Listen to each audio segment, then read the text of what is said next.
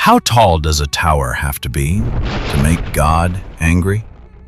What gift can win over the woman you love and all of humanity? Why would a king need to kneel before a statue and weep just to keep his crown? Prostitutes and oligarchs, laws and lawlessness, wonders and curses, all of it in a single city, Babylon. This city was forgotten, cursed, buried under tons of sand for millennia. And when they finally dug it up, they realized the world had never stopped imitating it. August 1898. Robert Koldewey, a seasoned German archaeologist, writes a letter to a friend. 3 words, 2 exclamation marks. Easy to write, harder to dig. Koldewey set out for the territory of modern-day Iraq. The German Oriental Society financed the expedition, one of the most expensive archaeological undertakings in history. Excavations in Mesopotamia had already been going on for decades. Many assumed that Babylon lay exactly where Koldewey arrived. But deciding to commit to work of this scale, that was something else entirely. He and 250 workers dug day after day, summer and winter, for 18 years. 18 years. The official archaeology monographs don't describe what that cost. There are no accounts of the climate, the diseases, the constant friction with local authorities and tribal leaders. The only source that tells us the true price are Koldewey's own diaries and letters. From them we learn robbers attacked the supply caravans. Caravan owners extorted them for outrageous fees. The archaeologists' camp was raided repeatedly. Even the most trivial disputes with locals could escalate into a shootout, because in the Middle East at that time, almost everyone carried a weapon.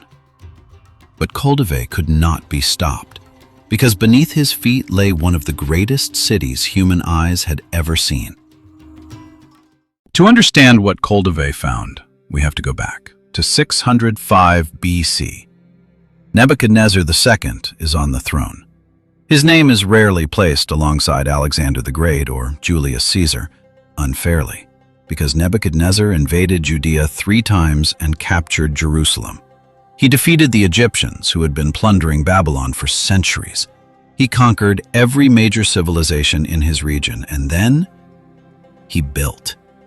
He built with obsessive passion. Glazed bricks, gilded facades, fortifications that turned armies back before they even reached the gates. And to strengthen those defenses further, he rerouted the river itself. He wrote about his city like this: I surrounded Babylon from the east with a mighty wall and dug a great moat. At the base of the moat, I raised a tall, strong wall. To prevent enemies from penetrating Babylon's borders from the flanks, I surrounded it with waters as mighty as the sea. From afar, it was as impassable as the sea itself. This entire city, staggering to the imagination, lay buried beneath tons of sand. And Koldewey devoted everything he had to showing it to the world. In just the first 2 weeks of excavation, a sensation. The largest city fortifications ever found in history. Walls with a perimeter of 80 kilometers. 80 kilometers, the size of London or Paris in the early 20th century. One day, Koldewey found something strange. The foundation of a subterranean floor. Inside, a unique, ancient water supply system, something he had never encountered anywhere else. He thought about it for a long time, and then he remembered the legend. Nebuchadnezzar had a wife, Amytis, from Media. She came to live in the flat, arid plains of Babylon, and she deeply missed her homeland, the land of mountains, the land of forests. And so, the king gave an order. Build her a mountain, covered in trees and flowers, a 4-tiered pyramid of terraces supported by columns, with an irrigation system that brought water to every level, with trees brought from distant lands. That is how the Hanging Gardens came to be. There's just one complication. Why aren't they called the Gardens of Amytis? Why are they the Gardens of Semiramis? Semiramis was an Assyrian Babylonian queen who lived 2 centuries before Nebuchadnezzar, wife of the legendary king Ninus. According to legend, her husband allowed her to rule Asia for 5 days. The moment she took the throne, she had him killed and seized power. Ancient writers were so captivated by the image of a woman on a throne that they practically turned her into a myth. The pyramids, the gardens, the entire grandeur of the East, all attributed to her name. That is why the gardens carry her name, despite the real story being something far simpler. A king in love with a woman who longed for home. And to this day, among all the 7 wonders of the ancient world, the Hanging Gardens are the only ones that still provoke debate. Did they ever actually exist? Babylon was the economic and financial center of the entire region, but luxury had a dark, opposing face. Money lending had penetrated every sphere of life. Every transaction was financed by credit, no matter what. A loan to start a business, a loan for a daughter's dowry, a loan to pay a tax. Interest rates ranged from 10 to 30% annually. Every deal, even between the closest friends or family members, was recorded in writing, because when money was involved, the voice of love and friendship inevitably went silent. Going out at night had become so dangerous that bridges between different districts of the city were raised after dark, and army patrols were deployed as if under martial law. Mafias, clans, from ordinary citizens to the highest levels of power, and all of this in the same society that created the first legal code in human history, the Code of Hammurabi. 282 articles chiseled into a stele of black diorite, nearly 2.5 meters tall, weighing 4 tons, installed in the main public square so that no one could claim ignorance of the law. In the Code of Hammurabi, we find harsh punishments and death sentences in multiple forms: beheading, burial alive, burning at the stake. But in many cases, a fine was sufficient, and those fines gave rise to an even deeper suspicion: corruption.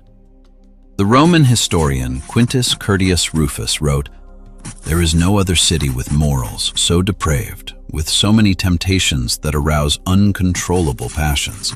Here, fathers and husbands allow their daughters and wives to be with strangers for money." Prostitution didn't just flourish in Babylon. It carried religious significance. Herodotus wrote that every woman in Babylon was required, once in her lifetime, to sit in a special enclosure and give herself to a stranger in exchange for money. She could not return home until a stranger threw coins at her feet and lay with her outside the sacred precinct. The payment could be as small as desired, but neither the act nor the money could be refused, because that money was sacred. Koldewey kept digging, and one day, something enormous appeared before him. A foundation 90 meters wide. The ruins of a sacred ziggurat, a tower that had once risen above the entire city of Babylon. In Sumerian, the word ziggurat comes from a verb meaning to build high, to reach upward. This was Etemenanki, the house where heaven meets earth, the heart of Babylon, the temple of the supreme god Marduk. Inside stood a statue cast from pure gold, weighing 21 tons. The statue alone, not counting the table, the footstool, and the throne, which were also made of gold. The Babylonians had an extraordinary custom. At the start of every year, the king was stripped of his royal regalia and brought before the god. Then he was struck with a whip, kneeling before the sanctuary. If the king wept, the coming year would be prosperous. If he did not weep, his reign would be cut short. Afterward, the king was led before Marduk. He swore obedience. He touched the hands of the god and received a blessing for his reign. He was then given back his crown. This statue and this tower were so sacred that every ruler who sought to conquer Babylon had the same first objective: destroy the tower and abduct Marduk. And when that happened, time literally stopped for the Babylonians. They stopped counting days until the statue returned to the city. Without Marduk, there could be no king. Without Marduk, there could be no state. It is precisely this tower, Etemenanki, that is considered the prototype of the Tower of Babel described in the Bible. The tower mankind built to reach the heavens. The tower that made God so angry he scattered their languages so they could no longer understand one another. Koldewey found it. The Persians conquered Babylon and destroyed part of its structures, but the city continued to exist for a time, until it declined through the internal collapse of the Persian Empire itself. In 324 BC, Alexander the Great passed the ruins of the Babylonian tower on his campaign toward India. He was so shaken that he ordered his soldiers to clear the rubble. 10,000 men worked here for 2 months. Alexander chose Babylon as the capital of his vast empire, but he never had time to restore its greatness. A year later, the legendary conqueror died here. In the palace built by Nebuchadnezzar II, 22 centuries later, Robert Koldewey arrived with 250 workers and one question. He worked for 18 years. He took a vacation only 3 times. He sent fragments of glazed bricks bearing strange animals back to Berlin, and the museum directors were furious. They had expected gold, statues, inscribed tablets. They wrote to him, "When will you find something significant?" They didn't yet understand that the treasure of Babylon was already in their hands. The war interrupted everything. Koldewey returned to Berlin. His health had been devastated by years of desert conditions. He fell ill and died in 1925, never having seen the reconstructed gate he had unearthed. But only years later, the world recognized the truth. His expedition was exemplary, perhaps the most precise archaeological excavation in history. Today, the Ishtar Gate stands in the Pergamon Museum in Berlin. 575 reliefs, blue glazed bricks, lions, bulls, and dragons, each one a guardian of a city that once terrified the world. Babylon translates as the Gate of God, but those who lived in its shadow saw only golden traps at those gates. Pride, greed, excess, mathematics that outpaced its era by 1,000 years, laws carved in stone for everyone to read, gardens built out of love, towers built out of faith, and all of it swallowed by sand.